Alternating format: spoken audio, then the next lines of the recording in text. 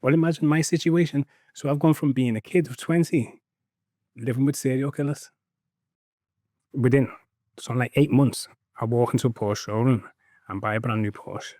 And that's the idea that I thought of, which transforms everything. What made you buy the Porsche? Scarface. So eventually, the police came up with figures where they end up saying that this trade over that year period would have been worth about £3.3 million. And one of my addictions was counting money, just literally counting money. This allegation that was put against me, it would have been one of the reasons why they made me a Category A. So they were saying not only are these drug dealers, they're known to use firearms as well.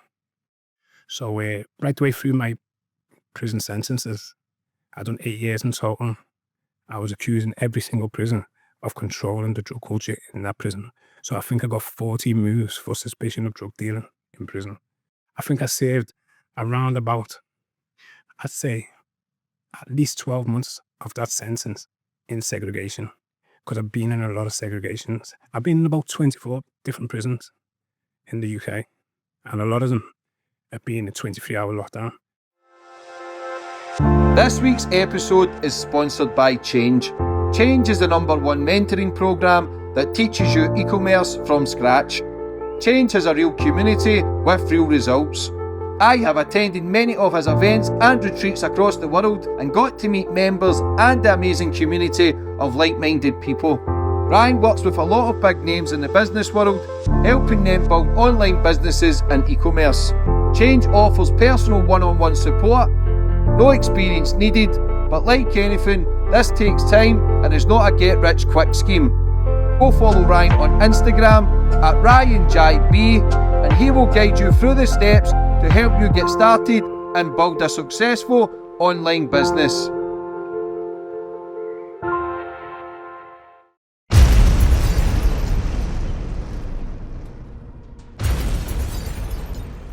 You can now follow me on all my social media platforms to find out who my latest guest will be.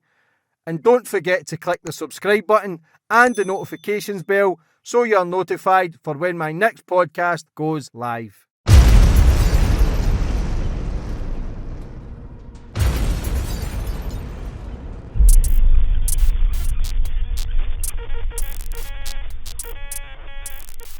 And boom, we're on. And today's guest, we've got Leroy Gilbert. Leroy, how are we? I'm good, you know. Really good. That's what I like to hear. Fascinating story. Grew up in the tough streets of Liverpool. Everybody knows my love for Liverpool, the Scousers. Like, it's a different breed. I always say it's a world within a world. There's a lot of madness there, and as much as there is a lot of crime, there's a lot of cracking people, there's a lot of amazing people who would do anything for you. 4 prison sentences. One of your biggest was 16 years. You're also releasing a book, which I'm going to plug straight away. I'm just going to read something from the book. No problem. So Leroy Gilbert would be the first to admit that he was a naughty child who grew up into an adult beyond simply naughty. He ruled the drug selling business in Liverpool Toxteth, UK for 2 years before he was even 21, and by approaching it as a business, using his undoubted entrepreneurial skills, making £1 million worth of drug sales before many boys his age had even left home. The memoir of his childhood crimes and substance meteoric rise in the subculture of Granby Street Toxteth is refreshing, and its honesty and contains some business advice which applies way beyond the streets that he dominated so totally in the 1990s. Motivational speaker, book author, done amazing with your life now. But before we get into all the good stuff, I always like to go into the madness before that. So I always like to go back to the start with my guest, brother. Get a bit more of information about you, where you grew up and how it all began. So I was born in 1973. And I was born to a woman named Leroy Gilbert, and she got into a relationship with a very promiscuous Jamaican. They had me, and my father moved on very quickly during the pregnancy, and Phyllis was left over with me on her own. She didn't cope well. She started drinking, became an alcoholic. So within 6 weeks of my life, my nan's sister, because my nan had emigrated already to America, my nan's sister, Maisie, was worried about the situation. She knew that Phyllis was drinking. She decided to come to our house and found me crying in a pram, unfed, and my mother comatose. So she picked me up and just decided to take me. It was agreed within the family that Phyllis wasn't able to cope. So from that moment on, I lived with Maisie, who's another Gilbert. So then Maisie brought me up over a number of years, and she done the best. Like, I had an amazing upbringing by her. She's somebody that gave me and me two brothers, because there was another two kids that Phyllis ended up having. She took all three of us together, and she gave us unconditional love and tried the best. But I was pretty much a naughty kid, so got into a few minor issues in the schools. Then got up to the age of say 14, and what Maisie tried to do, because of all the problems in the area where we lived, Toxteth, which we had what's called the Toxteth Triangle, and was a no-go zone for regular policing. Maisie was always worried about my attention was always on Granby Street rather than my academic teachings. So she made an attempt. She says, right, let me take him from here and put him into a senior school, which is in a more affluent place in Liverpool, Allerton Road. So she places me there. And from the first day, straight away, because I didn't realise this, I realised there's a massive difference in how I was dressed compared to how all of they were dressed. And Maisie had me wrapped in cotton wool, and I didn't realise we were so poor. So from that moment onwards, that's the very, very first beginnings of where I started committing offences.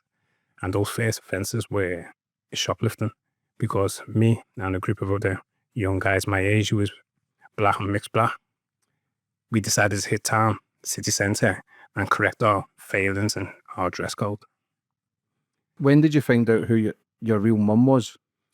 So I found out around about 7 years of age, properly understood who she was. Because for many years, Phyllis, my mother, she'd get drunk and she'd come back and start crying outside of Maisie's house for us back. And Maisie would she'd clearly see you drunk. So, and we used to be scared of her as young kids. We couldn't understand who this woman was. And then as soon as we got to about 7, my mum sat us down and she explained that's your mother. And, it was a bit of a shock as a young kid. But I come to love her. And it's shocking. It was hard to understand why she was so sick. But I found out later what the reasons were regarding a lost loved one. What was that? Where a fella had moved on to other people. So I've got 10 brothers and sisters in total. So I've got the 3 of us with Phyllis. And then my father ended up having a number of other kids, 2 other women, different women. So there's 10 of us all together in Liverpool. But only me, Wayne and Darren are brothers to Phyllis. Did you ever come across your dad? Yeah, I come across him all the When? time. So when I was about 14, I found out where he lived and I went to see him. And so it was like looking at an older version of myself. But you want to ask him the questions, why? But you're a bit intimidated by him. So you're looking and thinking, what's happened? What's this problem? But I never, ever broached it. It took me a lot older to get older to then, have some discussions. What did he say? He kind of, he was sad about it. He weren't proud of what he done because he doesn't want to upset that situation where it's led to that. But you can't hold resentment either, can you? So I didn't hold any resentment. I just realised that, he's got his, back then, Jamaicans did have that way of thinking of having kids to lots of people. It happened all over the UK. So, yeah, it's just one of them. It's like a mindset of what they had compared to a kind of different one in Liverpool. So Jamaicans were all doing it. Did he know you existed though? Yeah, he knew. Still connection with him now? No, he's passed away. And so has Phyllis. Both of them passed away. How old were you when that happened? This is a lot later in life. So I'm in my 30s at this stage. With the shoplifting stuff, what was happening after that? Because it's all petty at that age. It's housebreaking, shoplifting. Yeah, so it's very petty. So what happened with us, basically, as young kids, we started to develop an ego then as powerful kids in the school. So we was like the it boys. So we had all the clothes. We started stealing food, sweets. What we done is we looked at a tuck shop that we had in our school, and then we created the same tuck shop by going and stealing all the same items, but just selling them at a cheaper price, just on the corner of where the tuck shop was in school. So we ended up putting that out of business, you know, just like young little entrepreneurs, just doing little skillful things. But I know it was wrong what we was doing, but I've got to say, it was some of my funniest times was at that period. Just young kids trying to like put things together. When did the drugs come into play? So the drugs come into play.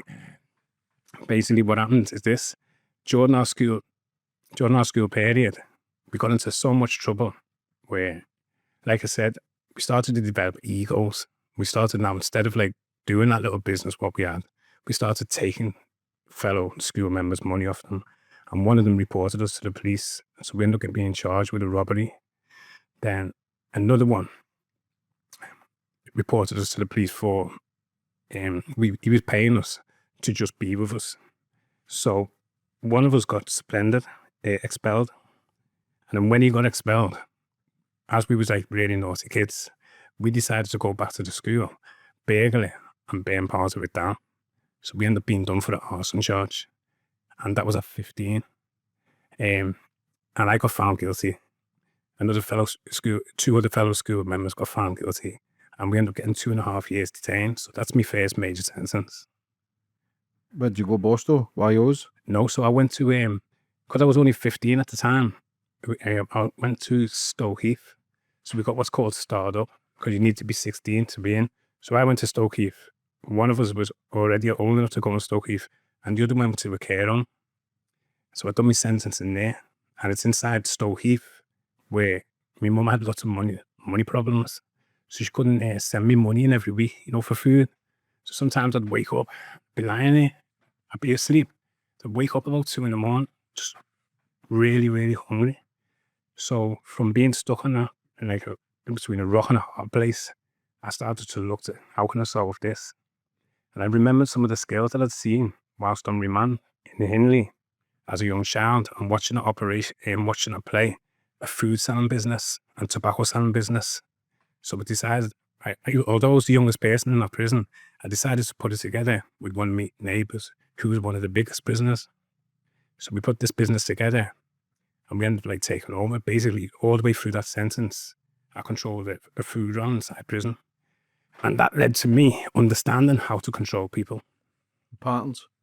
Yeah, so it's patterns. So I built up, so I understood them. Did you understand to use that bigger boy for more muscle, Yeah, for you to be the brains? So Was that exactly plan? what I'm. That's exactly what I'm. So when I arrived at Stoke Heath, they took one look at me and they said, "You are extremely small and skinny. You're going to need protection." So they placed me next door to a prisoner who they said, "Please look after this guy. He's too small. He's really skinny." So in looking at what's happening in Hindley, I thought I can use him as protection and create the business so that no one's going to try and steal things from me. And then I developed a system inside there where I had other prisoners holding the goods, because I got really big quite fast. So I went from 0 to 50% of the wing being in debt to me, but being the very, very youngest prisoner inside that wing. Did anybody ever try and bully you at that point, or because you had No. already had the muscle and a Yeah. bit of power? Yeah, so I was very aware of his muscle. So I knew that that wouldn't happen. What were you giving him? So all I used to give him was, say he needed to borrow food, I'd just give him the food for free. So rather than, he was never ever on the customer list. So he was just there, always like around me, like always like, he would never ever say to people, "Don't mess with him," because that's my friend. I just knew his awareness was powerful. So I put a certain amount of goods inside of his cell. And then whenever he'd ask me for it, I'd say, "Yeah, go on, take it." And he was quite happy with that, because he's another one who didn't have much. What sort of stuff were you seeing at in the care system at this point? What do you mean? Like, because there's obviously a lot of violence, a lot of bullying. Yeah. Because sometimes the care system, the YOs, it's probably more dangerous Yeah. than the adult jail, you know, Yeah. because everybody's trying to prove a point. Yeah. So I think what happened with me in the YO system, because everyone knew I was the youngest, people avoided trying to bully me. Plus, I've got him next door to me. So I never really suffered much bullying. I was just very, very strategic, but I was always a polite kid. Did you see bullying in there though? Yeah, Stabbing, slashing, Yeah, I've seen it. Not suicides. so much stabbing and slashing. It's just bullying, you know, where people sometimes, they go in the cell with somebody and come out like, knocked up. You know what I mean? What did you do when you came out? So I went from Stokeheath back home, and the first place I went was obviously home. Gave my mum a big hug. She was crying. I had tears in my eyes. It was just nice to smell your home, innit? It's one You of the say your mum's that the woman who raised you? Maisie. Yeah. So I'm always in Maisie's arms. Yeah. So Phyllis is still at this stage. She's still an alcoholic. So I went straight back home, and we just embraced each other, both of us in tears. And she said, Leroy, you can put that behind you. You can go and get yourself a job. So I always thought in my mind, I owe it to my mum to want to go and get a job. But on that very first day, I also left and went straight back to Granby Street because it's having a major influence on my thinking. And when I went there, one of my relatives had a cafe where he was running weed from there and chopping up, £10, £50, £20 pieces of Rocky Black. It's called pollen today. Soft black? Yeah, soft black. And he gave me an ounce, which was worth £90. But that £90 ounce is very key to my life because from that £90 ounce, I never, ever, ever looked back. I only ever increased. But it's going to take a few months for me to spot what I'm going to spot in the future. But yeah, so I went straight back to Granby Street, got the ounce, then went back home. And my mum made a promise, please go and try and get a job. So I spent a week in Liverpool city centre, going from shop to shop, but I had to declare my past. So remember, I've got arson, robbery, offensive weapon, shoplifting, right? Yeah. And I'm only 17, Yeah. So can you imagine their faces when I was walking in? Can I get a job here, please? I'll take any menial job. You say, have you got any previous convictions? Yeah, arson. You go, whoa. Stop there. You can't get a job here. Next door, same thing. Next door, same thing. Next door, same thing. And I've done this for a week. But somebody as intelligent as you, telling them that you weren't getting the job, was that part of the plan to make out as if you were trying for it? Because you know you what? were going to go and down the other road? No, I felt like I owed it to my mum. So I thought, do the right thing. And then the right thing was just declare it because they can find out anyway. So I decided that I'm going to do off the probation, what the prison service and what my mum said. Just be honest. But my honesty got me nowhere. So for the whole week, I got approximately 40 knockbacks. Not one would entertain me. But you have to remember at this time, there was something like a 93% unemployment rate in Toxteth. So nobody even without a criminal record could get a job. It was tough. And these are the reasons why a few years earlier there was riots, because it was very, very tough. So now I've got this criminal record. It's impossible. See, when you were deciding to go for your job and stuff, how do you think that would have changed your trajectory, like your sort of life plan? If you'd have got a job, do you think you'd have been doing what you're doing then? I think it would have been temporary, I've got to be honest, yeah. Because what Toxteth had to offer at this stage far outstripped any job that you were there. And even if let's just say you were the top accountant, it stripped that in terms of money. So what was happening at this stage in Toxteth? A drug epidemic has happened. And the drug epidemic happened almost solely in Toxteth. So imagine this. Imagine you've got a triangle, yeah? Granby Street's in the centre. It's a no-go zone and hardly any police are in there. So a user is going to access there where it's a safe place to buy drugs. So there was huge amounts of traffic. So even if I had took that job, I'm quite sure, to be honest, that somewhere along the line, even if I had got a job, I probably would have filtered back in there because I was hugely impressed. Do you understand what I mean? What happened with the ounce of hash? Well, I put that away until the end of this week. And I realised I'm not going to be able to get a job. So I went straight back onto Granby Street and hit the streets. I started selling Rocky Black. What were you saying, 5 bits, 10? Just five of sticks, but mine was the thinnest sticks, like the very, very smallest, yeah. So Granby Street's a rectangle in shape. There's approximately 100 of us in total. On each corner, every single corner, there's a dealer. There's some form of crime being committed. So I've got to navigate myself through this. And the majority of people at that point were selling weed, bush, centimetre or Rocky Black. But there was lots of cocaine and heroin dealers, but there was more weed dealers because Granby originally was just like that, but now the harder drugs have come in. So I had a nightmare trying to get through that, trying to work it. And in the end, through watching other people, because there was a transition from Granby Street as a drug dealer, you'd go from there at about 12 o'clock in the night, you then go into the Ebo, and then you'd sell drugs from there. And then from the Ebo, you go to the Sierra Leone, and then that'd finish at about 3 o'clock in the morning. So after realizing that this weed is not really getting me anywhere and there's too much competition, I started looking at those who was counting thousands. So in the end, I asked one of them, how are you making all that money? Like, what is it? So I'm still 17 at this age. And they said to me, they pulled out of the pocket and showed me a bag with these little white stones in it, and showed me another bag with little round wraps in it. So I said, what are they? Because I'd never seen this before. And he goes, so this is crack and this is heroin. So I was like, just playing with it. Thinking, what? I said, how much? He says, so that white one's £25 and the brown one's 20. So he goes, these go fast. So I said, okay, then so that's how you can imagine you're 17, you know, I'm putting 1, 2 together. So that's how you're making them thousands, because I keep seeing these stacks. I said, look at my stack, and pulled out a little tally. So he goes, do you want to sell for us?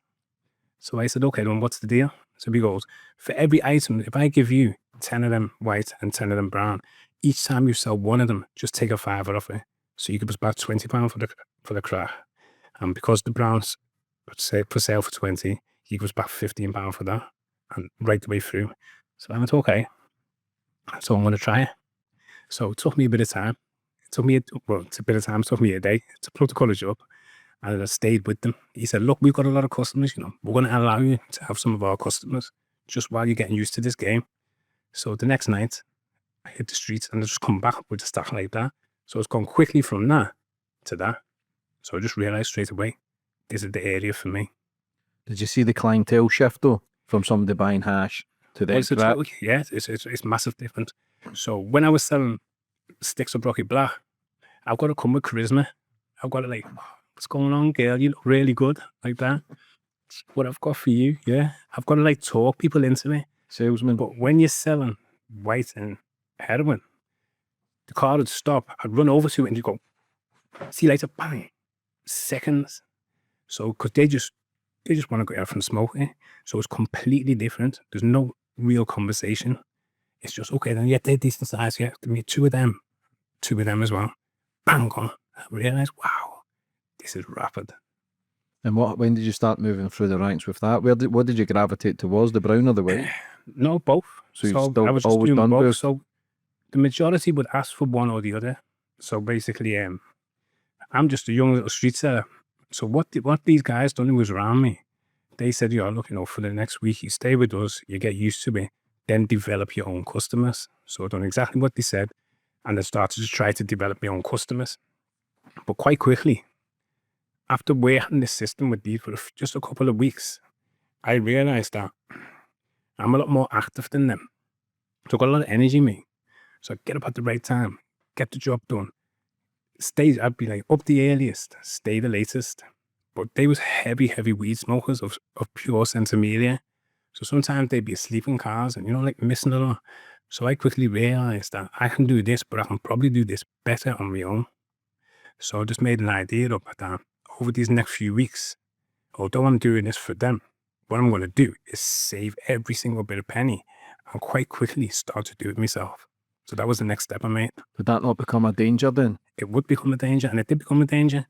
So what happened is, there come a point where I'd saved up £1,000. It only took me about 3-4 weeks to get to that stage. It's that fast because it was an epidemic in this. So there's so many customers. So at that key point, and I mentioned that I want to go on my own. So it's about 3 months later it was, and I wanted to go on my own. They said, go on your own, but you're not going to be able to have any of our customers. Now you have to absolutely develop your own. So being just 17, I was one of the youngest dealers on the street. So now we're on Granby Street. We're going to the Ebo and we're going to the Sierra Leone. So everyone now knows I'm not working with them no more. It's just this 17 kid. So when we're running to cars for a customer, I'm just getting swiped away. Literally just swiped away. So now I'm back to the place where I was with the sticks of Rocky Blahani. I'm, again, stuck between a rock and a hard wall. So I'm thinking, how am I even going to survive? But they're key moments in people's lives, because when you're in that position, it forces you to use your brain. So now I've realized I can't physically handle any of these. There was nobody, would just fight me out of the way. I was about 5'0". I was very, very slim, and I was getting swiped away. But what that done, it just forced me to just open my mind. So, yeah. What did you do? So what I done is I studied. So I studied the road, Granby Street itself. So I'm coming up to like about 3-4 months before my 18th birthday, and I've been working on my own for a while. So I says to myself, the only way to actually get ahead here is to be able to sell on each corner. So I'm getting pushed away on each corner, but getting experience with what's going on each corner. So I made a plan up that until I've got to the top of Granby, I'll do every corner, and then I'll be able to make a picture, because my brain can just take pictures, so I can watch how the graph and remember it and just recall how it is. Do that corner, and do this. And then sometimes I'll just sit back at home and then think, how can I get past them? And on each corner, I can't get past them because they got bigger stones than me. There's a group of them as a team. I'm a singular person with smaller stones and the weakest person. So I've got no chance. But I got to the very, very top of Granby Street. It took me about 2 weeks of studies. And then noticed something at the very, very end, which I'm not going to tell you what it is, because people are going to have to read it. But this thing that I noticed, remember, I'm an unheard of seller at this key moment. I'm just coming to my 18th birthday, and within 2 years, so like 8 months, I walk into a Porsche showroom and buy a brand new Porsche. And that's the idea that I thought of, which transforms everything. It was just a single idea. But you only get these ideas from being between a rock and a solid wall, which forces you to think. And I just knew what to do next. How much was the Porsche? 60,000. How old were you? 18? 18. So when you started making money and getting bigger bits, like, what was the feeling for you? Did you feel as if you were accomplishing something? Did you feel important at that point, especially coming from the broken home, already being in prison? Yeah, of course. So then when I come up with this idea, what it was, the idea was so great and it was so unique that what it done is it created word of mouth for me. So everyone started to hear who I was. So quite quickly, I looked at the system of Granby Street, because to me, I only see a rectangle place and I see a lot of people doing things, but they're making mistakes. So what I told myself is this: I believe I can take all of the graph from there and put it on a road which was called Kingsley Road. So it's the same shape area, but it's away from where all the grafters were. So I started to work at doing it. And in order to do that and to have a safe haven, I used my flat, my very, very first flat. And I then took another 3 people out from Granby Street who weren't in the drug trade, but people who I could work with. And I showed them a different way of supplying. And we started. Have you ever seen New Jack City? Yeah. So we done something. So what we was doing is very, very similar to what they done. But we do this before that movie's even out. But it's the exact same system. So in a nutshell, what I'm explaining it is this. I could see the system on Granby Street, but it's flawed. Yeah, it's a flawed system. So you've got people coming down one end and you've got a lot of people being treated like shit because they're crackheads and heroin addicts. So I said, what we're going to do is we're going to do the opposite. So we're going to do the same system here, but we're going to make people feel safe. And I started to develop, I've become very, very tactical in how I was doing things because I didn't have the size. I'm not a bully and I wasn't violent, but I was very thoughtful. So I could just understand things. So I realized, right, look, this can flow better than, it's like a current, yeah, that hasn't got anything stopping it. Current flowing quite quick, yeah. Now Granby Street had loads of boulders like that. So the current's flowing like that, struggling. So I realized if I take out all them problems, them boulders, this current will go fast. So this young little 17, 18-year-old kid creates a safe place for people to get to and removes all the problems All the obstacles. all the obstacles. What, were you reading any books or anything? No. The Art the of only book War I- or any The sort only of... book I've ever read at that stage was The Hobbit by J.R. Tolkien. Just a normal fantasy book.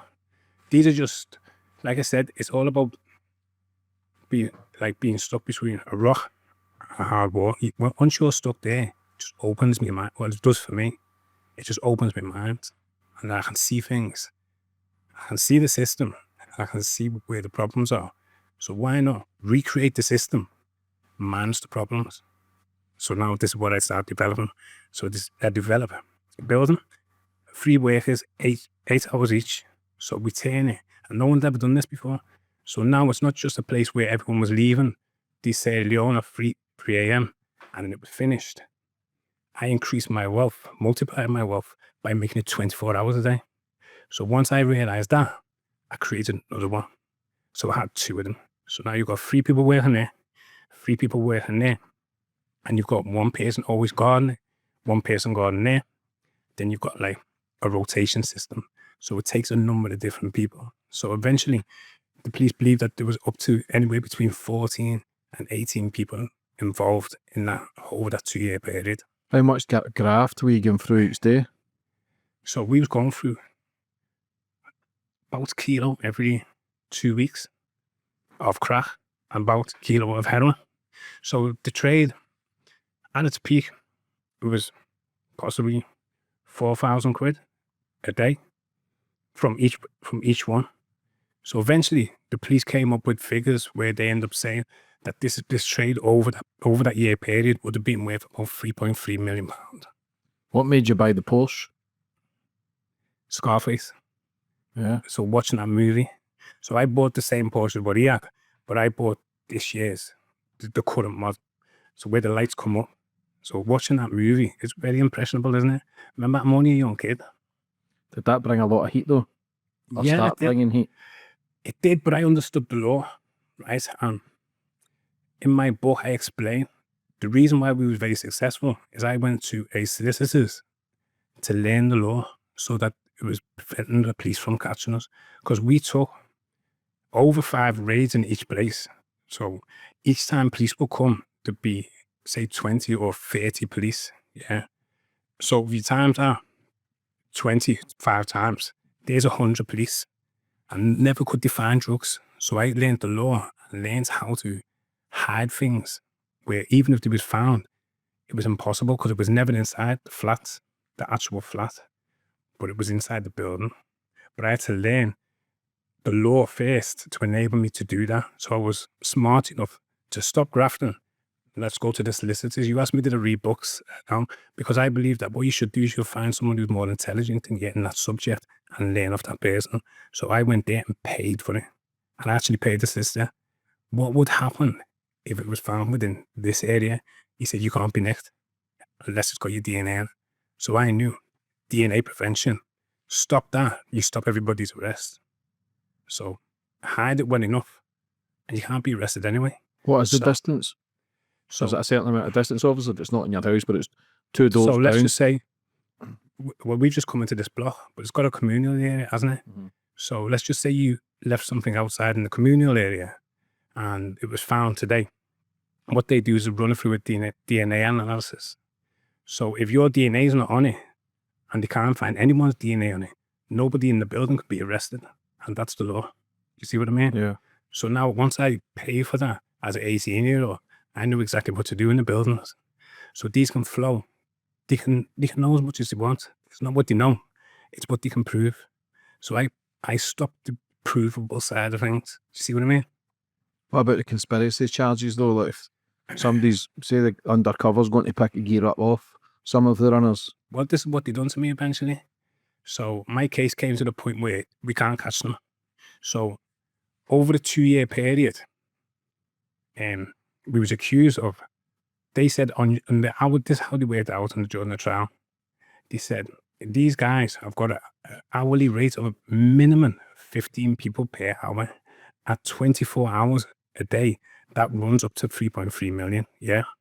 So that's how they explained it to the judge. Yeah. What they done during our trial is they said, Leroy is a general of organized crime. So you've got a general, you've got a lieutenant, and then you've got a lot of foot soldiers who were the workers. They said, Leroy doesn't commit offences. But what they done with me is they followed me for over a year, and they come back with £120,000 worth of receipts from shops, garages, where I just get a car fixed. They come back with that much. So I had to defend myself against money spending. So they said, there's no way that kid can have that much money. He is the number one person in this organisation. So there's 8 of us, and 2 of us took a trial. 1 got not guilty, and I got found guilty. What age were you?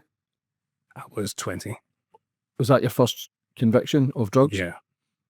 So I ended up getting 14 years, a fine, being made category A, and spending the next 5 years in category A. What you thinking having that sort of lifestyle? You've got the money, bit of power. You think you've 2 steps ahead, but then bang, 14 stretch. I think what it does for me, what happened to me, is there was a number of times throughout that 2 years when I could have just stopped. But what money does, money and power are very, very addictive, you know. They're extreme. There's so many criminals that made way past what they need and end up getting arrested later in life. It becomes very addictive. And one of my addictions was counting money. Just literally counting money. So I used to get I didn't know what that feeling was. It's a dopamine, but at the time, I used to love counting it, but I'm getting the dopamine rush. I found that later in life. That's what was happening to me. So I'd be like, how much did we make tonight? How much by the end of the day? I used to love doing this, putting stacks of 20s in rows and being able to go, look, and pull out a perfect. I was that good at counting. I could pull out perfect. Everyone used to be fascinated. I go, watch this. Count it, and it'd be a perfect 1,000. He was like, yeah. Do you know what I mean? Were you ever satisfied then? No.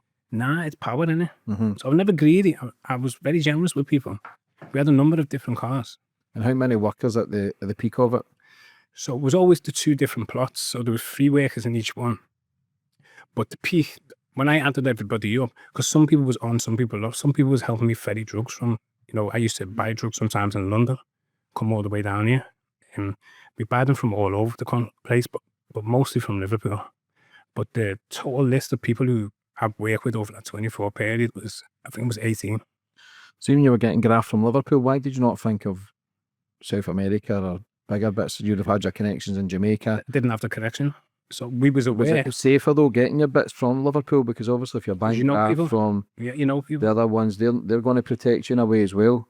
So there's known drug dealers, which, they're known all around the world, certain drug dealers. So we was getting kilos through them. Do you see what I mean? So, and kilos was only £22,000 back then. So the profit margin was big. So you were still making a good profit, especially with the smaller bits anyway. Well, we knew that they was connected to international people and we're buying it from them. So I didn't really need to tap into the international one. That's just pushing it a bit too far, I think, because everything that I had going was good. So if it's not broken, don't fix it. How long was your trial? I think it was around 3 or 4 weeks. What were you thinking going through the trial? Did you think they've not got anything? Well, I nearly beat my trial. Honestly, I nearly beat it. So there's something that happened during my trial, which, again, it's I should leave this for people to read in the book, where it's very, very key to how I was found guilty. Because they opened the trial and said, Leroy Gilbert never commits offences. We have got no evidence of him ever committing a single offence. He's never been seen supplying drugs. He's never been seen where we videoed. What they done with us is, I think our case was one of the first where they used cameras, because you couldn't catch us through normal means. So they used something which was different, and they put cameras everywhere to then see the pattern of behaviour. But whenever something was happening, whoever was on shift would say, we're going to deal with people, and I'd get off. So I'd always say, make sure that I'm not here when something happens. So they use cameras, I think, for the first time. I don't know about anybody else's case before that ever being used. So you were getting surveillance back then? So I was bugged, maybe? No, I'm not bugged. I was followed through city centres. So some of the cameras they was using where I go to buy shirts or buy clothes and that, or buy girls' clothes and that, there'd be police behind me with a bag, and there'd be a camera in it. So they'd video me going into the shop. Then when I'd leave, they'd take photographs of the receipts. And they built that up over 13 months and then come with the charge of conspiracy to supply with persons unknown, and then show that the general spends huge amounts of money. The general's got a B10 Alpine worth £70,000, but he's only 20. Do you see what I mean? Now, £70,000 back then is a lot more than what it is today. So it's like the same car that I had back then, it will probably cost you about £190,000 to buy it now. Did you ever have a number to get out? Which? A number in your head? Did you ever have a number that you Nah, do you know what? I was wasn't. just so caught up in counting money? Yep. I was addicted to counting money. So I didn't develop that kind of a mind at that stage. I was quite young, remember? I was still young. I used to like parties. I used to like raves.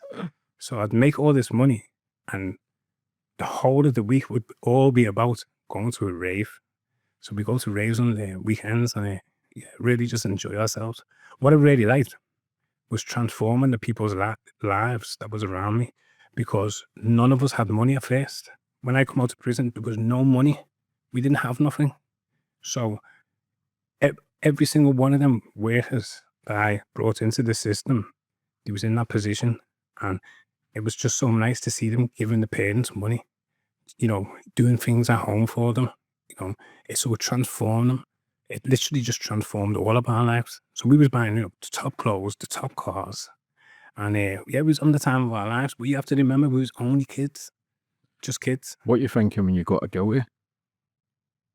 Do you know what? I was very, very strong-minded, So remember that being in prison, I've been in as a very, very youngster, I've controlled the food market inside of prison. So going into that sentence, I was not scared at all. I'm very, very confident, Quietly confident, never like violently confident. You must have known you were getting double figures though. Yeah, we did. We knew. When did you see when you get the 14, like, did the penny drop? Like, No. how deep you were in it? Or were you thinking? Nah, do you know, like, I just say, okay then. So I'm like, throughout my childhood, my mother's always taught me that there's always somebody worse than you. So once I got that sentence, I just looked and thought, okay, here I am. I'm in full sun. So one of the first things I done, I went round and looked at all the sentences on the doors, because it would be on the outside of your door. So I seen 18, 24, 30 years, life, 30 years, 24. And I realized that my sentence isn't the biggest. So if you watch all the faces, a lot of them have got smiles on their faces. So they've already adapted to what the situation is. So that just encouraged me, just adapt to it, Leroy. It's not the end of the world. So then I just push through it. I literally push through the sentence. So were you Cat A then? Yeah, Cat A. Why did they put you Cat A for like drugs? Because of how big the operation was? No, I think also it was down to a violent act where a machine gun got pulled, and the allegations were, before I was sentenced to that, there was an incident in the club. You got to remember, Liverpool is a very, very racist place at this time, So outside of Liverpool, when we was going to clubs, there was a club called the Arda Cafe, and we'd heard of this club. We'd never been there though, and we went one time. And I'd always heard that a lot of the pretty black girls would be knocked back from there, but I thought, let's just go there anyway and see. So there was three of us or four of us, and one of the lads was talking to a few white girls, and she walked away with friends. I said, any luck? And he went, nah, no luck, I was gutted because he was all dead nice. So he had a few bits of ice in his cup. He started throwing them at the girls. So I said to him, stop doing that, you're a spoil sport. And he went, nah, she was cheeky, the way she knocked me back. I said, it doesn't matter, stop doing that. So anyway, next minute we got surrounded by a doorman. It was about 20 of them. And he said, we want you out. And I said, why? And he went, he has been throwing ice at her, like that, just like that. And I said, okay, so I seen it myself. So I went, all right then, mate. I said, what time is it? To one of the lads. And he said, it's 11:30. So I went, okay, let's go. We'll go to a different club. So when we're on our way out, he started pushing us. So my mate, the one who's throwing the ice, there's one in front of me, me, and then my mate who's throwing the ice, and then one behind him. Yeah, so if the doorman pushed one, all of us are getting pushed in a row. Do you see what I mean? No, like bullying, because we was kids. We was only 19. I was 19. They was 18 and 17 and a 16-year-old, in that order, yeah. So I'm going, stop pushing me. And he's like, it's not me, it's this doorman. So I'm going, stop pushing him. He's going, oh, you get out, niggas. So my friend turns around and wants to get out. I said, whoa, wait. So I looks at this doorman. He's just dead tall, really skinny, yeah. My friend was more stockier. And he believed in himself. They kept saying to me, let me take him. Anyway, cut a long story short, they heard that. I said, what, you wanna have it? Niggas, all the nigger shouts come out. So I said, yeah, I'll come then. Well, you need to be able to win this fight like that. So we got downstairs and they go at it. And my friend was winning for a while. But this guy ended up being a kickboxer, ends up really wounding his ribs during the fight.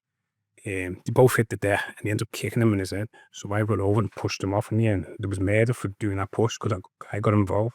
But I'm not going to allow him to take another blow against his head. So, yeah, they're like, you niggas, get back to Africa, this, that, and the other.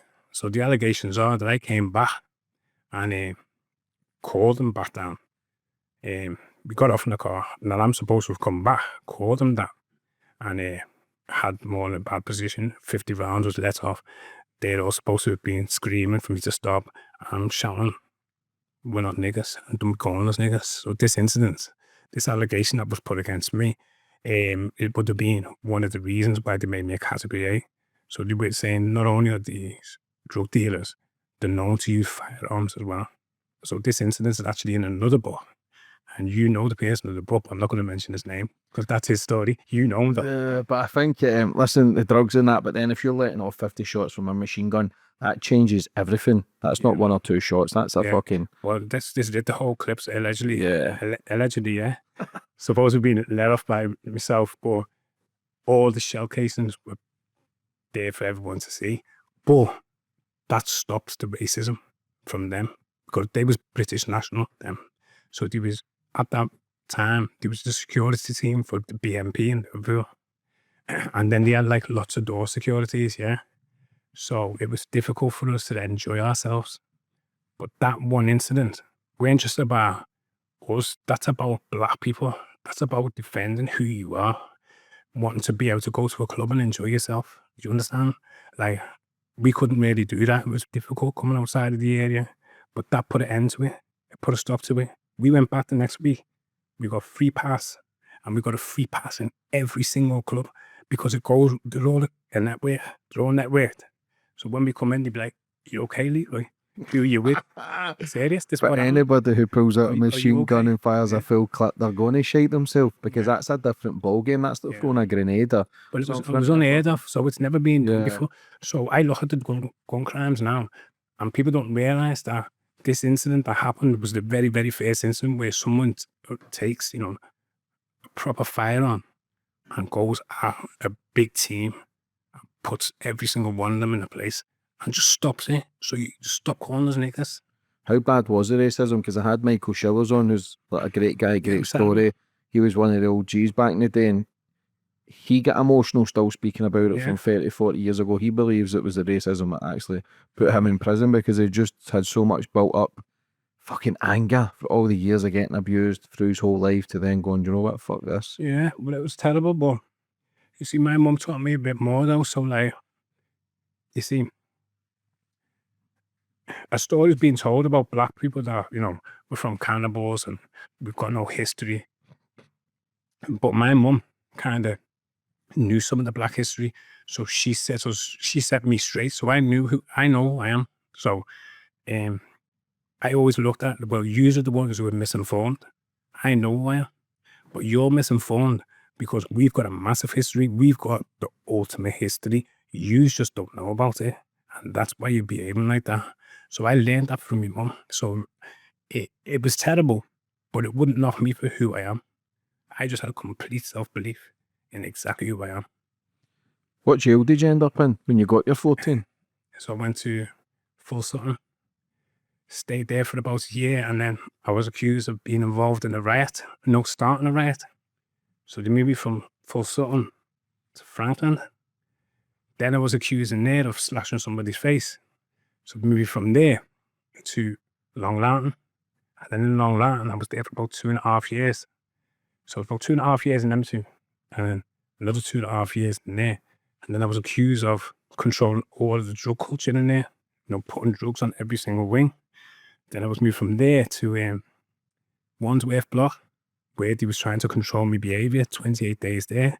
Then my life was threatened in there. It was great. That's bad prison, at that time. A lot of the staff there end up being done for like attempt murders and whatnot. So I was in the trap there. I wouldn't open my mouth because I had a mouth for me.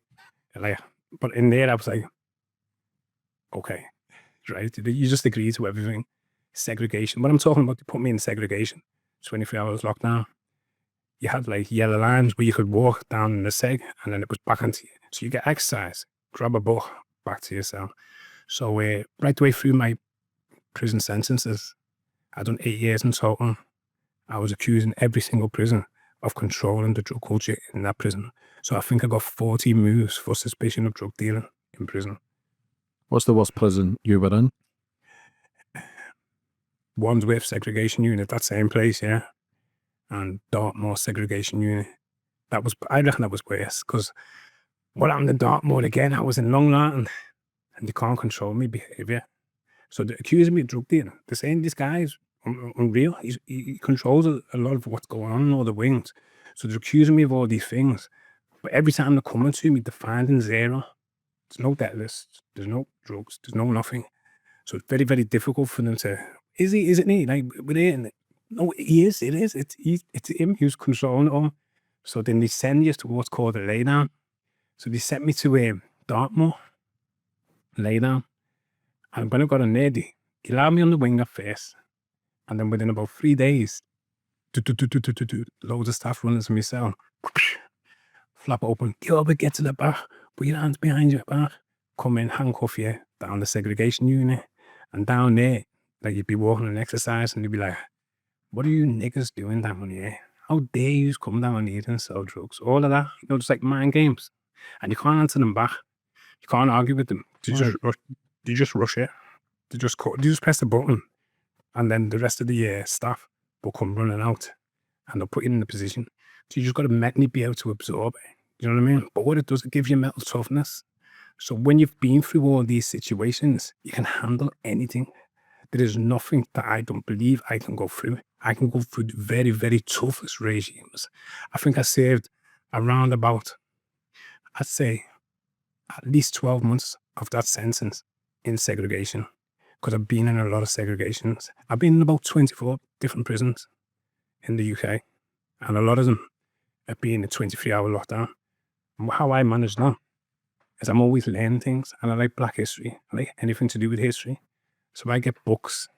So when they're putting you in the conditions of 23-hour lockdown, 1 hour exercise, I just get a book and end up reading the book and then coming out smarter than what I went in. Do you understand what I mean? Mm-hmm.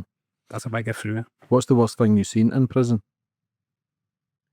Okay, then, so there's a guy. Am I allowed to say names? Yeah, say what you want, yeah. Okay, then. So there's a guy who ends up being accused of, he got found guilty of shooting members of his family, his mum, his dad, his younger brother, twins, and I think it's his sister, yeah. I watched this. This is just unreal. So basically, we're waiting to go to exercise to the gym in Long Lartin. We're waiting for the door to open. The Irish guy, there's a lot of drinking in long-term prisons, huge making, and the staff don't really mind so long as you don't get out of hand.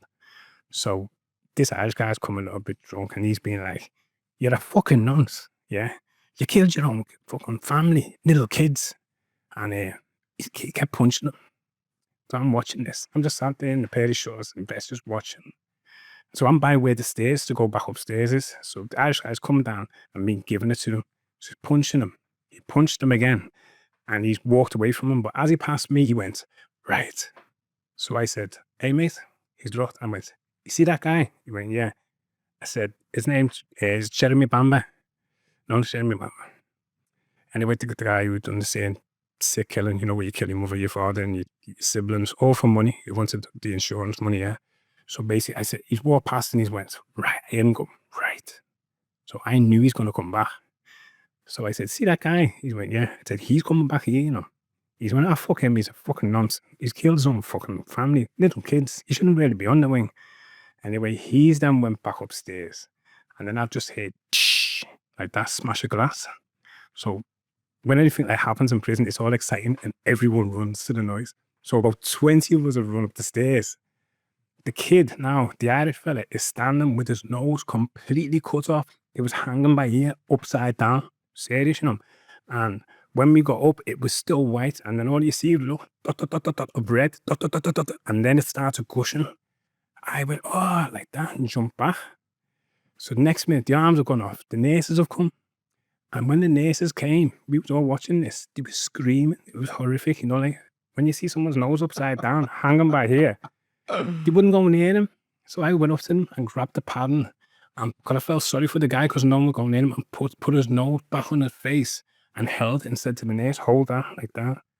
And then a day later, the governor's come to my cell and he said, thank you very much. The staff here have never seen nothing like that. I said, I haven't either. I said, but I felt sorry for him. No, nobody would go near him. It was horrific. Why would they put a serial killer though in with you if he's killed kids and stuff? Crazy, right? Well, imagine my situation. So I've gone from being a kid of 20, living with serial killers. Do you know what I mean? So they push me into these situations, you know. Crazy, crazy times. Who else were you in with? Do you know Victor? Vic's proper. Yeah. He's Essex. Yeah, so he's in my second book. Yeah. Do you know Ronnie O'Sullivan, the snooker player? Yeah, His Ronnie's dad. Yeah, Big Ronnie. He was in with a good friend of mine, Blink McDonald, Yeah. from Glasgow. They done a 16 for the robbery. Ronnie's supposed to be a good guy. Yeah, well, he was one of my best mates. So me and Yeah. Ronnie were best mates for like 2 years inside Long Lartin. So he needed a lot of phone cards in. So I had a system, allegedly, of getting a lot of Allegedly. of getting a lot of drugs in. A lot of allegedly behind your name, And it Leroy. was a huge, he upped it £1,000 a week. You can give him in phone cards. Because remember, he was a millionaire. So through the porn industry and whatnot, he had a £2 million house. So £1,000 a week. All in phone. So you need to create a system where it's generating it. And these are the things I was accused of. So you say, he's a system creator, Leroy. He's a manipulator. That's what we would call him. He's saying he controls people, he manipulates them. Look at what's going on. But he could never ever see anything for reality. But yeah, I was with him. Who else? There's another one, famous one. Mickey McAvoy. The Brink's Gold Bullion. Yeah. I suppose him with him. Mhm. So me and him got accused for creating the riot. But I was more accused. He was on my wing. Mickey's out now, is he not? Yeah, he's out, yeah. Yeah. Yeah, he's a nice guy. I like Mickey. I think his friend's a good friend of mine, Andrew Pritchard. Yeah. Andrew used to get all the gear from Jamaica. Yeah. And he ended up beating his own case, man, with mad Yeah. technicalities and that. Yeah. Like, fucking drug dealers are Yeah. they're mental in Yeah. the mind. Like, obviously the ones who are more, like you said, manipulated as Yeah. patterns. But Yeah. Vic, that proper, always mentioned Yeah. Vic, plus he could fight. He's Vic crazy guy. Him. cut off his own ears. No, seriously, listen, he's one of those people. So when Ronnie was with us in prison, he was like, for his protection, yeah. So no one could mess with Ronnie while he was there. His son ended up being the world champion while we was on the wings. And he was like, he's done it, Leroy, he's done it. You know, we was all happy for him. We used to all just get drunk. So over a weekend, we'd make hooch and then have the hooch turned into pure alcohol. So now it's come back, you get like from 5 litres of hooch, and you can turn it into pure alcohol. So we'd have a litre now of pure alcohol, pour a little bit in a cup, can of Coke, piece of ice, take a Bacardi and Coke. We sat there every weekend, just drinking Bacardis, getting drunk, singing songs all together. You know, like, it was like, for me, prison wasn't that tough, you know, but I'm not exactly your average person. Were you still partying then in there? Were you taking easy and that with your neckies? No, Nah? please. Because I know you used to say you went to Some people raves. used to have Coke, but I'd never taken Coke then. So imagine you'd be in the wing on a Friday and a Saturday. A few of them would be having lines, but I'd just have like a Bacardi and Coke. Do you know what I mean? It's not even Bacardi and Coke. We create the Bacardi and Coke through a hooch, yeah. How were you making your hooch? So it's just made with oranges in it, fermented orange, bit of yeast, Sugar. sugar. Leave that for about a week. Keep it a hole in the top cap so we can breathe. Open it, test. Whoa, that's it. That's done. Yeah, I was drinking hooch and Berlini when I was in the jail, and I still never felt the same. Yeah, no, it's heavy, innit? Fucking heavy, It's mate. I heavy. was tripping balls, man. Yeah. This guy was saying it's the best hooch ever.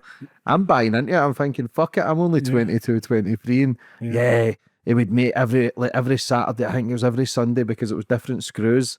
And we used to put it in behind the little toilet pan. You could open Yeah, the you could circle. create it, and put it in yeah, things. yeah. You know all the stuff. Yeah, and so we had the same. I ain't never felt right since. Yeah, no, serious. It fucking fucks you So up. one time someone gave me, the first time I had distilled, so then how you done the distilled?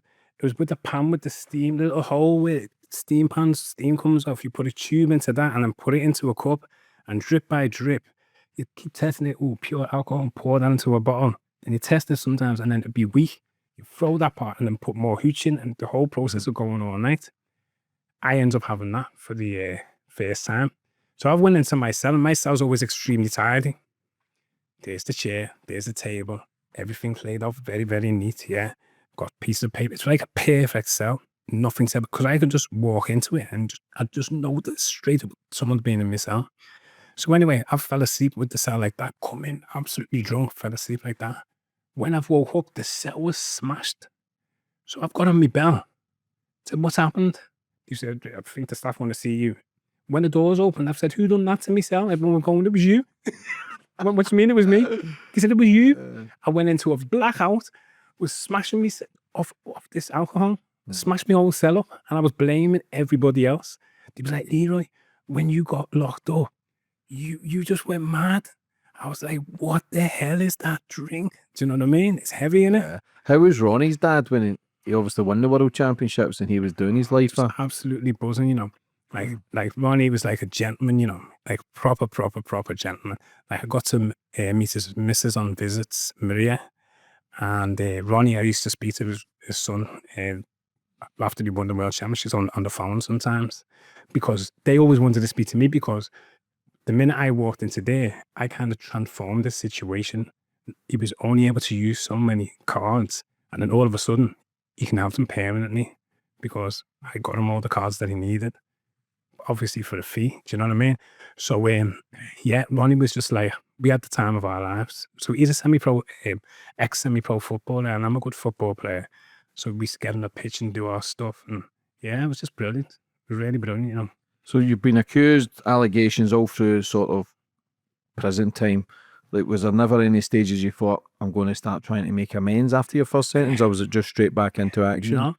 Well, I think what happened is the Toxic Triangle gave me such a warped sense of reality that back then, when we went to prison, there wasn't all the rehabilitation programs that are now.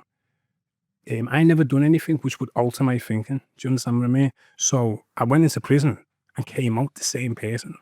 So I went straight back into it. You see what I mean? It never ever stopped really and truly while I was in prison. Like I said, I've had about, I think on that sense, 14 transfers for suspicion of drug dealing. So I was never given anything where I can look at myself. That comes later in life, and that's actually in my third book. When I started questioning everything, I started to say, wait there, if I can do that much, and I can do it a number of times, because in my second book, I go on to talk about different systems that I create. If I can do that, why can't I do it legally? But there's something that happened to me in prison, which does stop me. But that comes later. For this first book, what we're talking about, it was the prison sentence, and I'd done the prison sentence, and it never had any effect on me, literally. But you're still young. You're only 20 as well. If you're in your 40s and 50s, you'll tend to see a lot of these lifers. Yeah. Maybe you did have advice, but you're just so blinkered by it. You didn't want to listen, especially at that age. At 20s, you think you know everything. Because some of the old lifers are quite wise. Yeah. Some of those guys that are doing 30 wrecks, like they understand that it's not a life. Yeah. What did you do when you came out then for the first time after the big stretch? When I came out, everyone was on coke.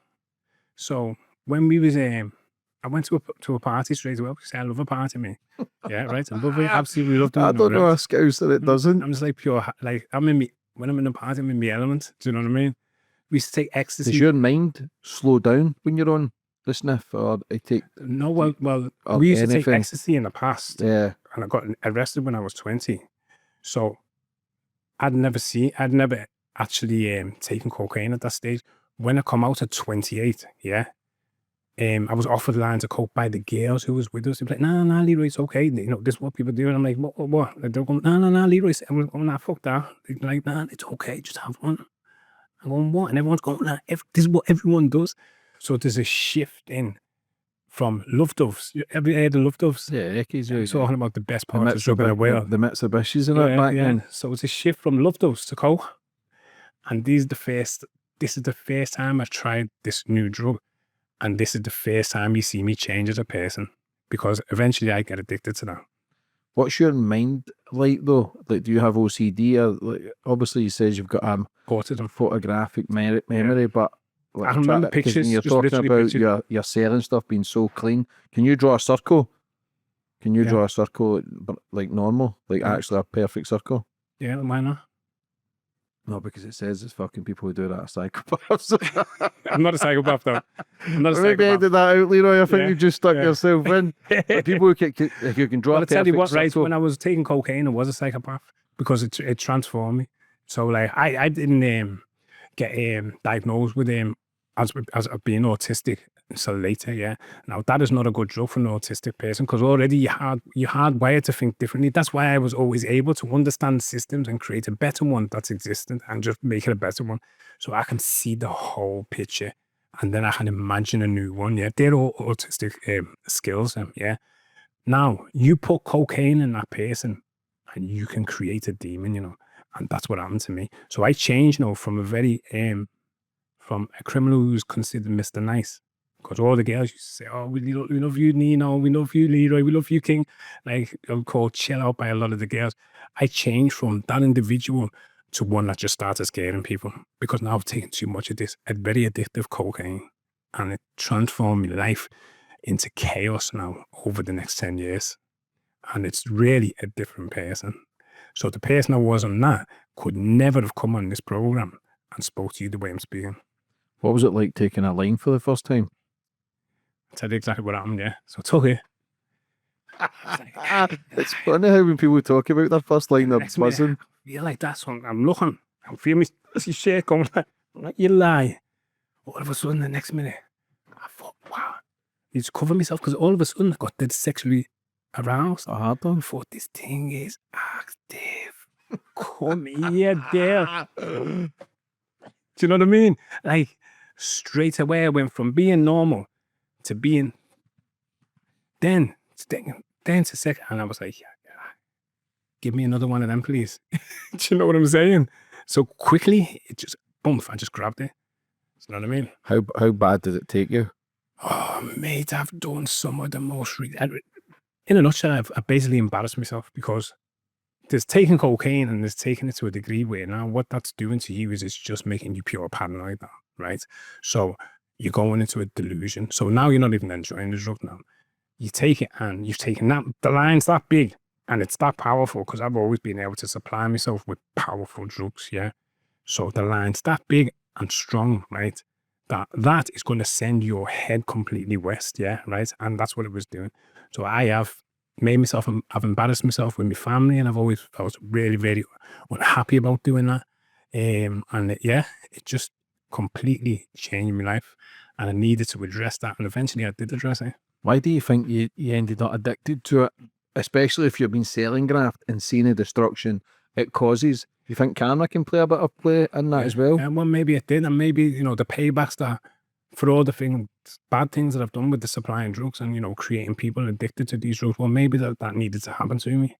But you feel it now. You feel what it's like to be, addicted to something, which is going to cause you to do things, which is going to cause your family to walk away, your friends to walk away. I've done some bad things against my friends in terms of bullying, in terms of going to their homes, and again, allegations of machine guns and looking to kill them because I believed it in bed with my woman when they're not.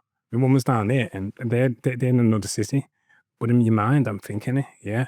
So that's where it sent me. So maybe it's paid back for all the bad things I've done. Do you see what I mean? And I'm willing to accept that. Were you sniffing every day? Nah, not so much every day. I'm more of a binger me. So let's just say I've decided to use it on a Friday. I can stay awake on it. So once I've taken it, because I don't take things like heroin or sleepers or anything like that, and I don't smoke cannabis. So once I'm up high, it's very difficult for me to come down low. The only thing that can bring me down low is lots of drinks. So now in taking that, I feel like I'm an alcoholic because I'm always drinking. But because I'm always taking that Charlie, I'm always having to drink to bring myself, a little bit even. So my binges might last 2 or 3 days. Then there's the come down for 2 or 3 days. So now your week's wiped. So I've gone from one of the most productive criminals to one that's still productive, but I've lost about 50% of my production now because half the time I'm in bed recovering. You see what I mean? Mhm. Because you identified that with the young kids who were smoking weed. Yeah. You thought, I'll get up early, go to bed late, but you'll steal their Yeah. custom. So you have become... What cocaine done for me is it gives you a false confidence. So I think, yeah, I can control that. It's not a problem for me. I can do that drug and that craft. Wrong, you can't. But you believe you can. Do you see what I mean? Now, what you're doing is this. You've gone from being that boss, gentleman or character to now you're slurring a little bit and you're slipping a bit. And people are looking at it and they can see the change in you. They start to see the change and they start to disrespect you. And the more devious ones start to wait for you to make mistakes. Once she won't quite know how much he's got around here, so we can just take that and he's not going to clock that. Things like that begin to happen. Plus the paranoia and the accusations. So you end up creating a drama within your own circle and accusing family members, friends of doing things that they're not doing. But even if there was, I could never be sure because I was either too high or too drunk to be able to identify it. Do you see what I mean? So it fucks everything up in a nutshell. Yeah, become a weakness to yourself. Yeah. How much graft were you doing within that period?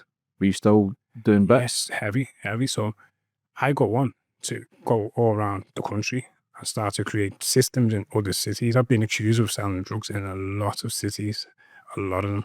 And they've always been successful. I've never had a failure in me in terms of creation and having finance coming in heavy. Like real heavy finance, you know what I mean? Where I got to do my favourite thing once I come out is count money all the time. But in taking that drug, I used to have an opportunity given to me by a family member, a bistro, and I destroyed that opportunity. And today, that could have been still taken over.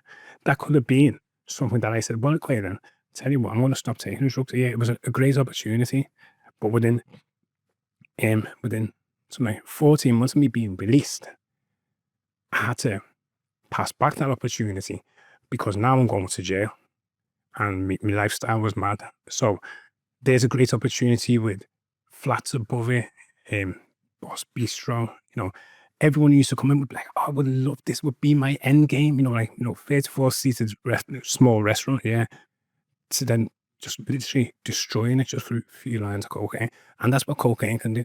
It can destroy legitimate businesses. Yeah, it destroys lives. It destroys your own life and the people around you's life. It depends how much, obviously, you're taking. When did you get the jail for the second time? I'm trying to remember what sentence that was, huh? Let me just recall that one. About that many sentences now, which one was it? Yeah, you said you got 4 sentences, is it? Yeah, so about like 7. So I'll give an example of a mad one with cocaine and dealing. So I'm accused of being in control of Norfolk. So you're talking about lower stuff, Yarmouth and Norwich, yeah. So the allegations, again, what the police are saying is he controls all of them 3, yeah. Now, the drugs are coming from London. I'm in Liverpool. So it's like a trip from there to there into London to get the drugs, to bring them back, to transform them, because I'm always messing about with drugs in terms of the quality, yeah. So I'll change all the qualities, and then the allegations are that I spread it between these places, yeah. Now, one of the people that was there, the graph was so fast that quite quickly he calls me back. Now, I didn't have that kilo available. So just a kilo and a kilo of heroin, a kilo of cracked white powder that they wanted. So I'm in Liverpool, and I'm off my face, and this phone call comes through. Now, I had somebody who was related to me, a female member who would do this driving job for me. And what had happened is the car that I told them not to use just for doing the jobs, they were using it on a school run and put a dent in the side of the car. So I said, that car's not perfect to do this job. Okay, don't worry about it. I'll deal with this one. Now, I don't need to do this journey, The cocaine's made me super confident. So I said to the girl I'm sniffing with, and we've been up for 2 days already. Do you want to come to London? She went, yeah. So I put some money in the car, quickly goes and grabs the kilo of cocaine. Then we're heading off to get the kilo of heroin. Yeah. So we've gone from Liverpool to London. We've drove by Elephant and Castle. Police have checked the registration and it's come back a relative of mine, but could be associated to me. So quite quickly, I've been boxed in by loads of police. And they said, why are you down here? I'm thinking, and there's drugs in the car, isn't it? And money, yeah. So it's £24,800 in the car, plus the kilo of coke. So I've went, why are you even asking me them questions? So they said, well, look, we just want to search this car. So straight away, I've been arrested. Now, that cocaine, because it's so strong and it gives me so much confidence, all my abilities as a very good strategic supplier have gone out the window because this drugs took over my mind, you understand? Mm-hmm. So rather than them have a big investigation where it took them 13 months to originally arrest me, didn't it? It took them 1 day this time. Do you see what I mean?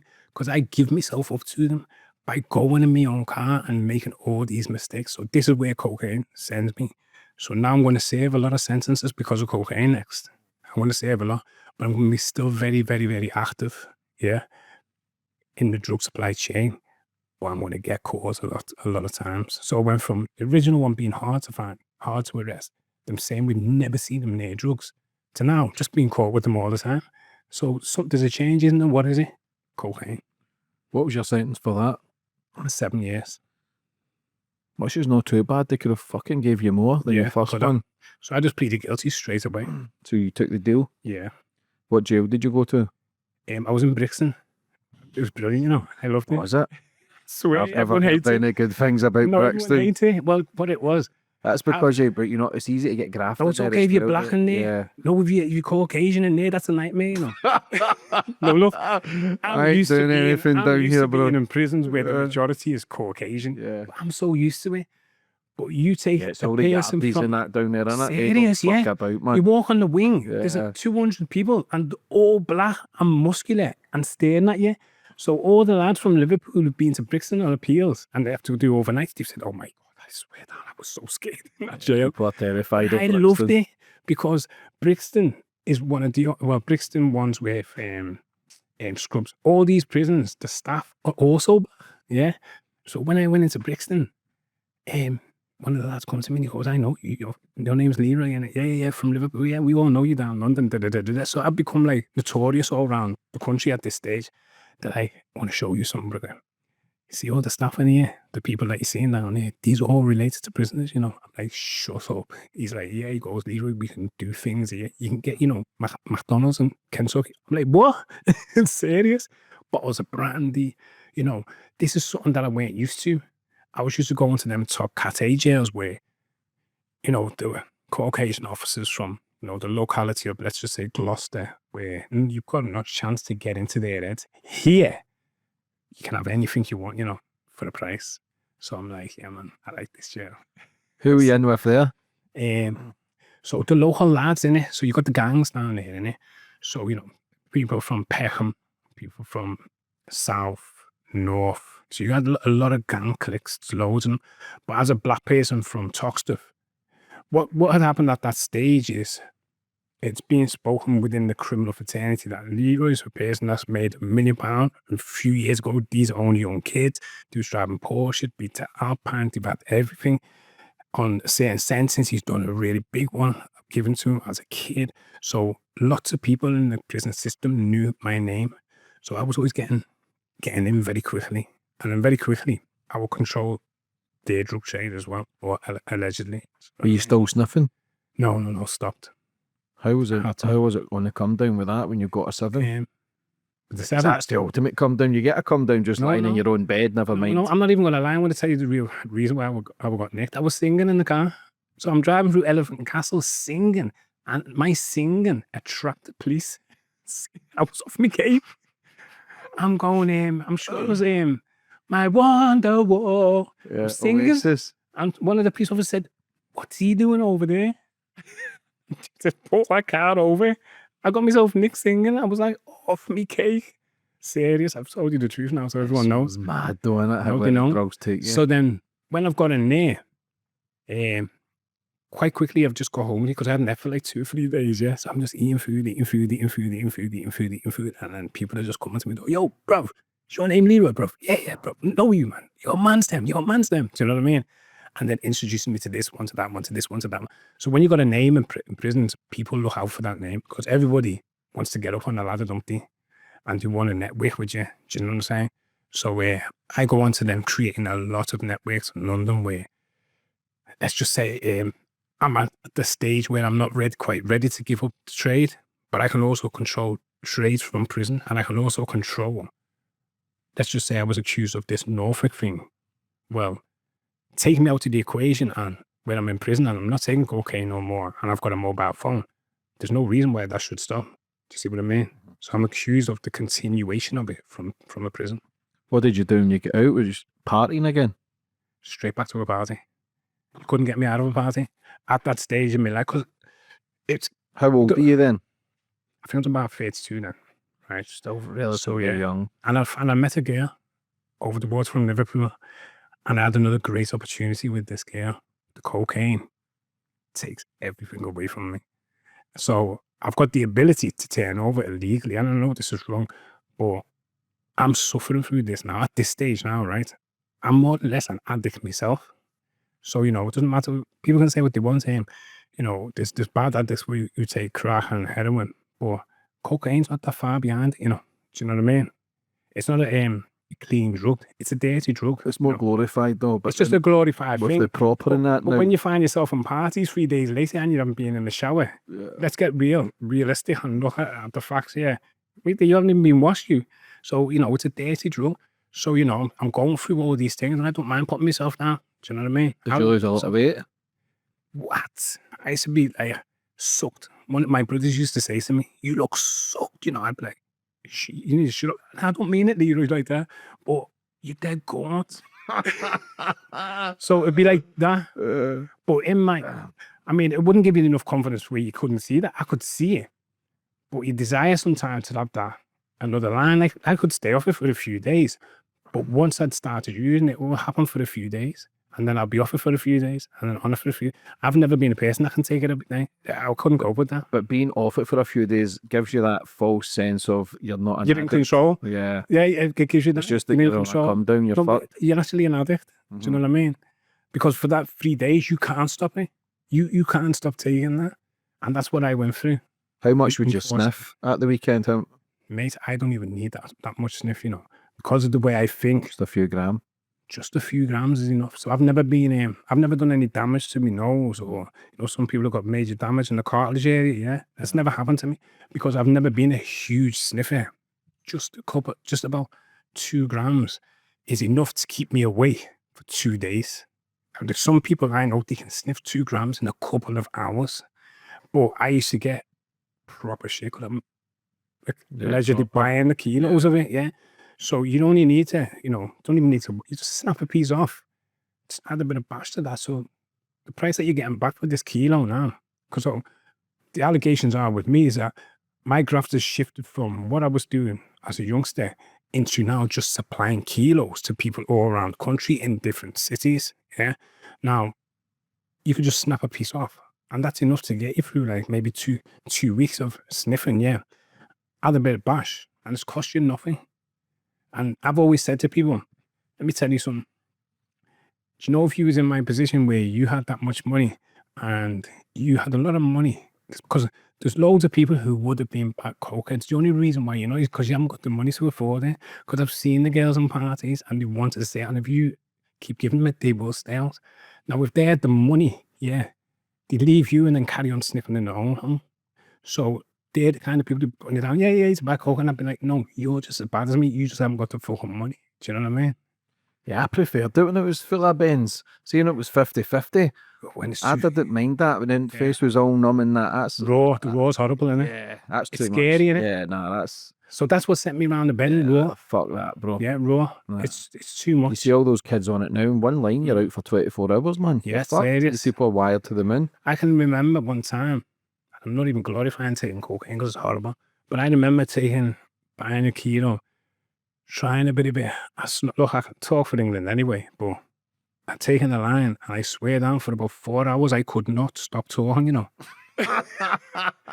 It just got me in a mad way where even one time I was with a brother and I've took another line of real raw cocaine. And I've taught that long, a younger brother who really looked up to me, went, Leroy, he went, please, can you just stop talking, please? Do you know what I mean? So, you know, it's not good about it, is there? How was the feeling when people who were close to you saying, listen, you're a mess now? How hard was that for people to say, especially if there's like No one would tell allegations me. and people were scared to address anything? Yeah, no one would really tell me, you know. They kind of like just, actions speak louder than words, don't they? So they kind of just slip off away and then you can't really get them on the phone or they're not picking up. They can see your number. So then I started to wear out like, you're pushing everyone away. And there come points in my life where I lost almost all my family and all my friends. Because later I get a sentence and it's only a 3-year sentence. And I never got a single visit from family or friends because of my bad behaviour. What was your third sentence? It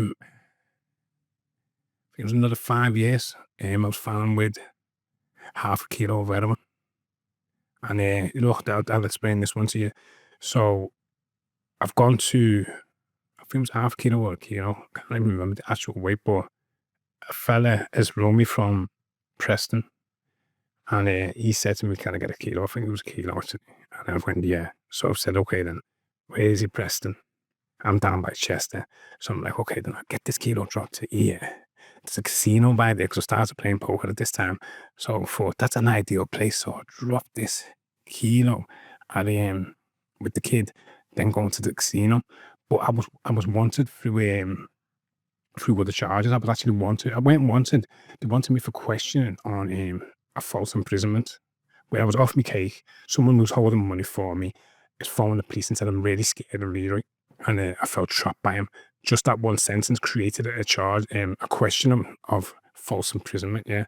So anyway, I'm waiting for this girl to clear this. So she's like, I'm so sorry about that. You just scared me. I had to phone the police. Remember cocaine taking, and you're scaring everyone now. And I'll get it all cleared up for you.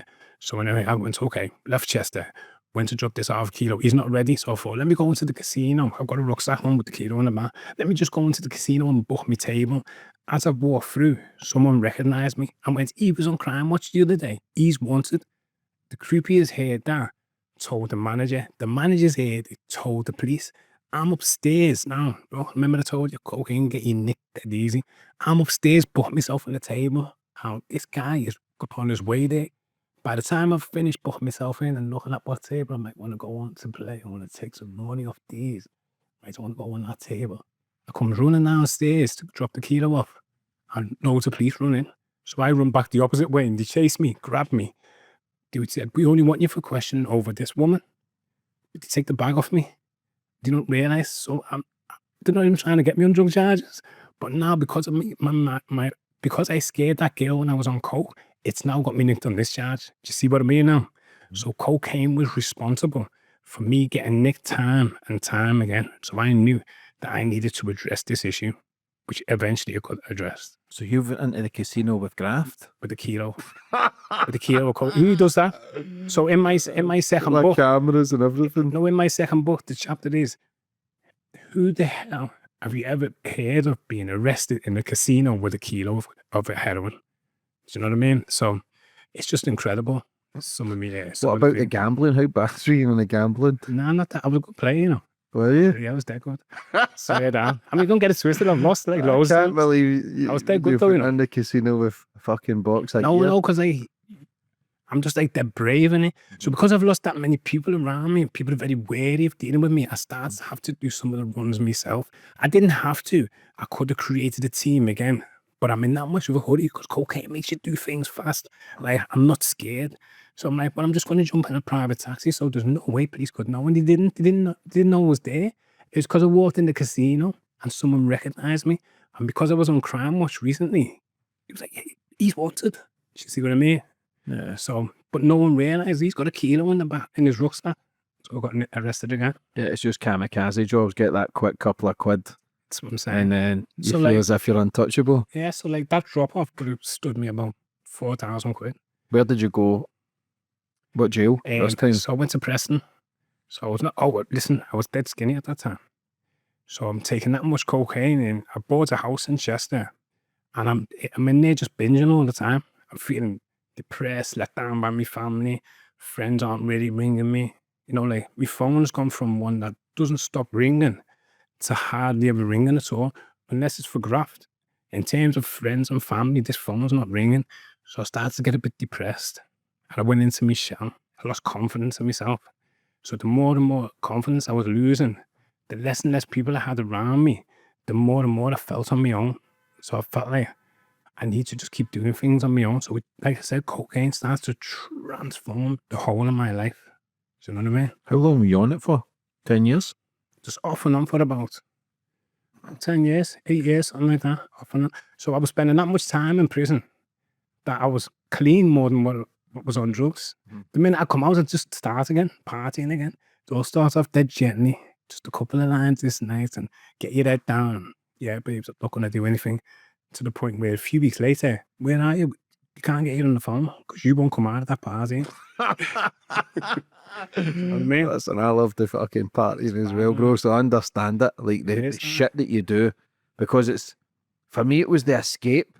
I fucking loved the escape because my mind was always 100 mile an hour anyway. So this is now my escape. We're non-stop because it's just the escape still is another addiction. It's more healthier. But when I was sniffing, I would be in control. The music, the gear, I would chopping up lines. It's like I was a fucking. It's so weird to explain, but I was just in the control. That music on, put the lights down a bit, shut those curtains. We hear it's your line now. It was like a timer, everybody, so we could prolong. And if anybody left, I'm thinking no cunt's leaving because I would get sad. No, I would try and prolong. You need people to Yeah, argue with, don't they? You know, so like for me, mine was about reward.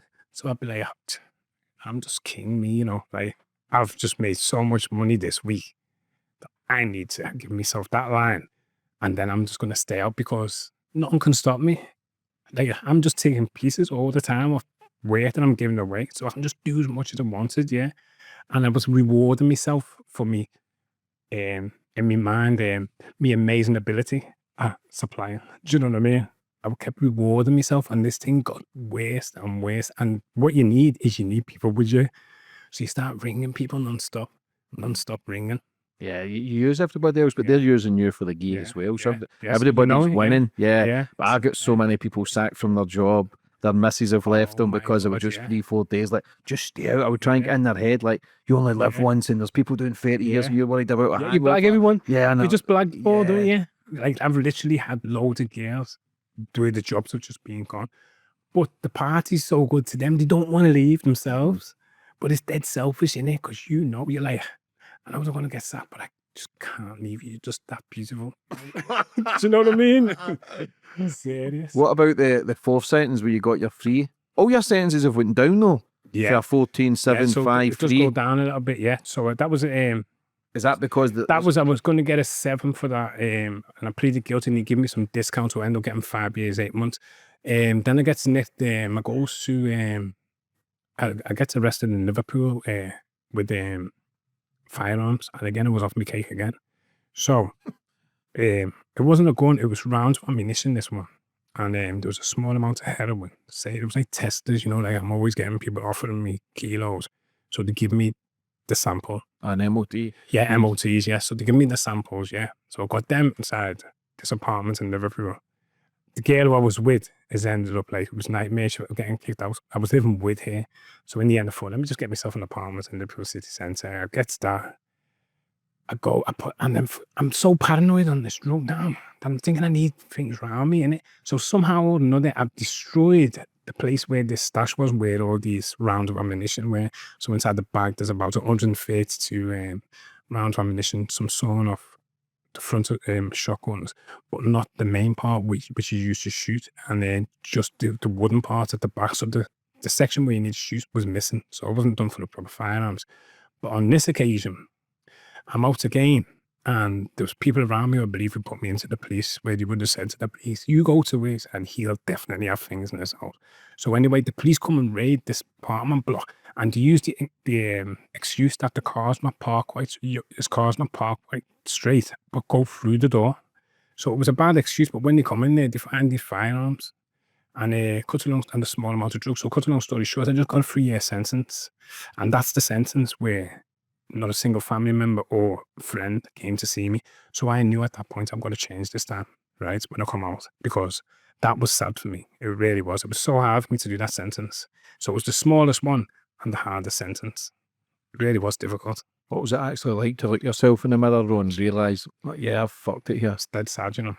It's dead sad. You're just so caught up in your own madness, though, and your own mind, that from the young kid, the reputation, being very calculated, good operation, but you get a 14 stretch, but you've then come out and just went sort of nuts. I just went nuts, just crazy. How do you think that was, though, like, where you've been on it and realised, nah, I'm not going to take that, look at them, they're smoking weed, so I'm going to be 2 steps ahead, to then completely not in control? Yeah, so to becoming a reverse, innit? So everything that you was teaching everybody, what they were in the mistakes they were making, you now made all of the same mistakes, if not even worse. So it was horrible to look at myself and say, yeah, look at this now. Like, look how much you've changed, Leroy, but this thing can be addressed. The only thing that you need to do is to stop fucking with that drug. So it wasn't really hard for me to stop. I just naturally just decided, well, you know what, enough's enough. Do you know what I mean? There comes a point in your life where you just want to change. And so I just completely stopped.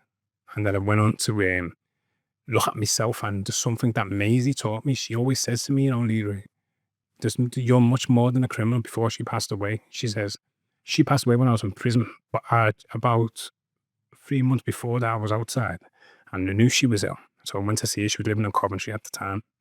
And I went up there to see her, and she said, is that you, Leroy? Because she could hardly see at this stage. And I said, yeah, it's me, Mum, you know. And she was like, Leroy, I just want you to know, you know, I've always loved you, you know, regardless of whatever trouble you got, regardless of all the troubles with your family.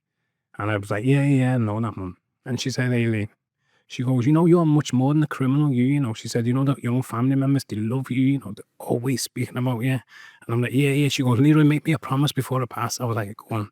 She said, help other people. She said, you've got the ability to do it. So, I left there, went back to prison. She passes away.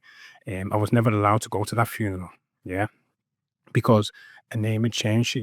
She was married and her name was Mary Udo. And no matter what I said, because of my previous criminal history, they said, don't let him out. You'll bring shit inside this prison. So they knocked me back from that. And I had to suffer. That was a very, very tough night that night. But anyway, so it come to a stage where I decided, let me make this change fully. I always remember what my mum said. She said, you got the ability to help people. And I know she was right, because I see it when I speak to people. So I decided to create a motivational speaking company, and decided to write books, and decided to use all the experience that I've got from all of the crimes that I've committed, and try to show people that you might not be as tough and get out of it as clean as what I have, because some people come out and mess up prison. You know this already. I was able to sustain it, but why not use all that experience to help people? Do you understand what I'm saying? How hard was that for you to be in prison for the woman who's looked after you, done everything she can? Because you potentially would have been dead if that woman never took you under her wings. Like, how hard was that? Because that's the only thing about change, when you start realising the regrets, the fuck-ups. Because when my dad passed, I was just out the jail. I was banging on the sniff. I was gambling. I was full of weed. I was fucking banging Valium every day. So when he passed, he seen me at my worst, from the young kid who had a football career, had the ability to do anything, to then fucking dead at 23, knowing his son was a fuck-up. He knew I had potential. I never really started to tap into it until my 30s. But how hard was that for you? Do you know what? One of the toughest things for me is that period of sniffing coke. That was like over a 10-year period, that maybe 12 years, yeah. Now, one of my biggest regrets is that I didn't do enough for Maisie, and I didn't get the opportunity because Phyllis dies before her, to have gotten old enough to have seen that problem. Like, for instance, Maisie used to have falsies because she was quite an old woman when she passed into her mid-80s. Now, I would have loved to have taken her to Turkey to get her teeth done. So, you know, when I see it, like, it's still my regret to this day. Oh, why wasn't I, like, at this stage? And why wasn't my mum alive? Where I could have, you know. So I regret that, you know, because I've got a lot of love to give. No matter what I've done to my family, I care for every one of them. Me ego and me mind was just a mess at that moment. So I look at Maisie and I think about Phyllis, and there's so much that I could have done. And I feel like I've lost that opportunity. Do you know what I mean? It's tough. So even to this day, they're my biggest regret, that I couldn't have grown up fast enough to have helped them. Do you see what I mean? What did you used to think when you realised that your mum was struggling with addiction? Phyllis, oh, it was traumatic. You know, And to then watch you your become similar, if not yeah, worse. similar, yeah, serious. So, but you question yourself, you think, am I an addict? Am I an alcoholic? Maisie used to think I was an alcoholic because she'd only see me drinking. But sometimes I go to see Maisie and I go into the toilet and have a few lines. So she didn't realise I'm trying to control the lines. She think, oh, Leroy's drinking a lot. He's turning into his mum. But I've never been that. Do you know, I've never really fully believed in addiction. I believe in dependencies though. So I've never been dependent with cocaine. I've just liked it. I've never been dependent of alcohol. I've just liked it, yeah. So, but I know that Phyllis was dependent on alcohol for a lot of the years in her life. So if she was to suddenly just stop drinking, that would affect her body. Wait, you know, it was a daily thing for her. Yeah, she become dependent on it. So when I looked at that and I put my own wisdom to it, I said, well, I'm not really even an addict, you know. I just like it, but then just stop using it. So when you stop using it, I always like, you know, with the lads, I'll just go off for a drink now and it's just not a problem. And I don't need to take cocaine because I've had a drink. You know, I've understood the dangers of it and to keep it out of my life. But at the same time, I feel like I've got something to give in terms of helping people understand it. So through my errors, trying to, you know, put blockers on people going through what I've been through. Yeah, but you've lived a life. You've been Yeah. in prison many times. You've battled with addiction. You know, you've come from the broken home as well. And I say this nearly every podcast, but the broken home does stem from, it does have a lot to answer for kids, get boys and girls, and how they become in life. It really does set them up when they don't have that stable, loving household, you know. And I think the UK is struggling with that family mould and family morals, and now none of it exists anymore. Yeah. None of it. The divorce rate's through the roof. Everybody's wired to the moon anyway. Yeah. You know, when you started making those changes, then when did you start realising, okay, right, I'm starting to feel good again, I'm starting to be more productive and trying to get out the game as well? Like, did it all come hand in hand? It would have been well, very, very quickly for me. So I kind of like completely stopped with that partying about 2 years ago. And then what happens is this, the minute you stop partying, you start to become yourself. The minute I become myself, I then become productive. So then I understand who I am and what my abilities are. So straight away I said, okay, then motivational speaking is going to be something natural for me. Yeah. So I can go into many institutes, be it youth interventions, be it universities where people are doing degrees on you know, criminality, and you as that person coming in and doing speech, be it sporting institutes, yeah, I can go into these places. So once I stopped, you start to get the real Leroy. So I need to, okay, then you got your energy back now. You've got energy, but you wake up every day and you know you can do things. What are you going to put it into? So I identified that. So all of a sudden I become dead productive. Then I realized I've got so much energy. Okay, then let me write books. So I've decided to then write 10 books over the period of just 24 months. So like the way I put that graph together over 24 months, I'm in the process of challenging myself to do equally as good in the legitimate world with 24 months worth of book writing. And this first book, Leroy, it's the first one that's going to be released of a trilogy. And yeah, so I've got another, how can I put it? I've got my passion back, but I've got my passion back in the correct way this time. So all I'm doing is just using all that experience and saying, you can change people through this. What's your biggest regret? My biggest regret would have probably been taking cocaine. You know? That is my biggest regret because it changed me that much. So then what you do, you've got a person who's lost about 10 to 12, not in prison. He's actually lost them outside of prison this time. So you've lost all them sentences you've done. Plus when you was out, you was a waste as well. So it's a double whammy, yeah. If I never took that, I don't believe I would have. Maybe it wouldn't have even been here. But I feel like in many ways, because I'm able to withstand traumas and prison sentence, and it keeps not having any effect on me. It takes someone like that to see all these people that have all suffered and hung themselves and become addicts and then they're all out like this. It takes someone to go in there, come out clean, to then be able to speak about it properly to people where they can try and prevent them from going in again. Do you understand what I'm saying? It's going to take somebody from within that because they're not like inside prison. No rehabilitation program worked on me because it wasn't really written from the true person's perspective. But I believe I could go and rewrite rehabilitation courses, which would have much more of an impact on prisoners today than what the ones which are being created by governments, because I don't believe they have any impact. So let me try and push it and see if I can do things like that. You understand where I'm coming from? Were you ever suicidal? No. Never think about taking a brown? No.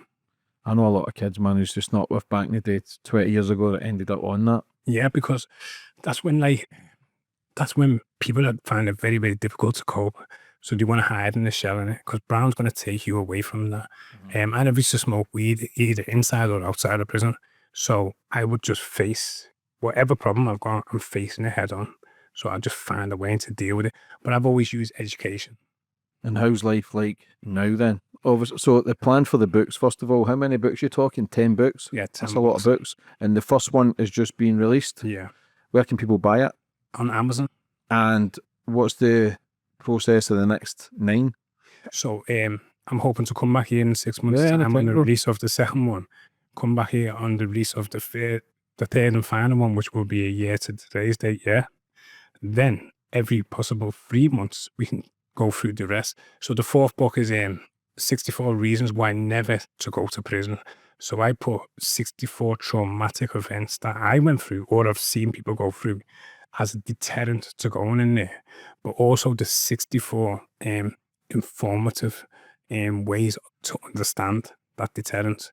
So it's a bit of a complex book, but it's one way if you've got anybody that you feel is going down the wrong path, an experienced prisoner will show you 64 reasons why you shouldn't go in the first place. The one after that relates to drug taking, and I'll stop there. Some of that I'm kind of giving you too much of it. What's the best advice you've ever had, first of all? Well, I think it's from my mum, Maisie. So the best advice I've ever had, and this is what got me through every single prison sentence, she said, there's always somebody worse than you. And once you understand that, and you can identify, well, there is, yeah. So why are you even moaning? Because look at their situation. So it allows you to suck up what you can face and fight it. Do you see what I mean? Mm-hmm. How's life like now? Perfect, you know. So basically, I've been asked not to mention the series yet, but there's a write-up being made where people have asked me to do acting. I've got a very well-known screenwriter in Liverpool who's read the first book. He said it's one of the best books he's read. He believes that this can go straight to Netflix. So they're making trailers, pilots, and teasers. And as a package with my book, I want to push for a Netflix.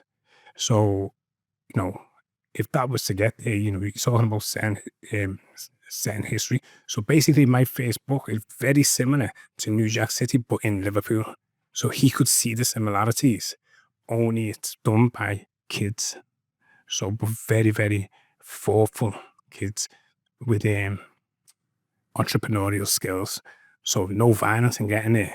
They can just do it by creating good strategic planning. So he's seeing it straight away. This is very, very unique for one so young to have been able to achieve something like that. Yeah. So how hard do you think it is for kids now on the streets, especially Liverpool, Glasgow, a lot of big cities, Birmingham, London as well? Like, there is a lot of madness on these streets. Like, how difficult do you think it is for them? I believe it's well difficult because the gang culture's taken over, hasn't it? So what kids are doing now, they're falling in line with gangs, because even in Liverpool, the gangs have really built up. London is just unbelievable. But Liverpool, they're falling in line with that.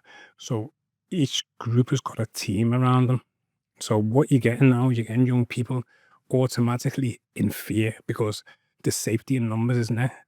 So each gang that's being created for singular people or individuals who are trying to get about, that's intimidating. So then they might say, I can't cope with this on my own. Let me go into a gang. So it's snowballing out of control. So something really needs to be done to address that, because, you know, people are getting killed for, like, you know, really ridiculous things. And then you've got the social media side of it. So people are, like, using that to glorify some of the crimes. You know, so all of these are having a big impact on kids. The drug epidemic's massive just now. You know, a lot of people Yeah. are struggling from all different kinds of drugs, pharmaceutical drugs and that as well. For anybody watching that's maybe battling right now, that's on the gear or struggling with something, what advice would you have for them? The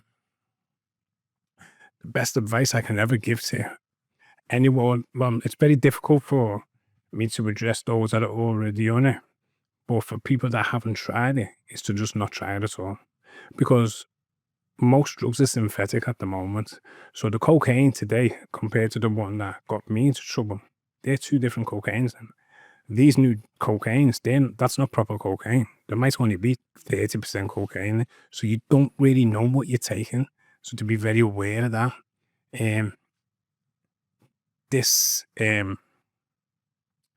What drug did you just mention before? There's ket. Ketamine. This is for, it's so cheap and so damaged. Look, I know a few people that I've known from years ago that was fine, was having a few lines, they've got onto ket and now got organ failures. You know, they're carrying shit bags and piss bags. So, you know, because that's a cheap drug, do not take that drug. Like, do not, like, it's really, ket is causing a big problem in the cities. And to look for those who have transformed their lives and ask them for help. My brother, how are you feeling today? I'm feeling good, you know. Would you like to finish up on anything else? No, I'm quite fine. I enjoyed this. What about your social media and stuff? So basically, I'm only on just normal Facebook accounts. So I Okay. want to put some of this on it. So the clips that you send me, I'll put them on Facebook. I'm trying to improve it. So it'll be after the Facebook. So hopefully that's successful. And I get something from a snowball effect. And I'll put some of these clips on it. Listen, Leroy, It's nice. listen, thank you. I wish you nothing but the best for the books, brother. Stay on the path, keep doing great things, and I look forward to seeing what you do for the You too. future. Thanks a God lot. bless you, my brother. Thank you.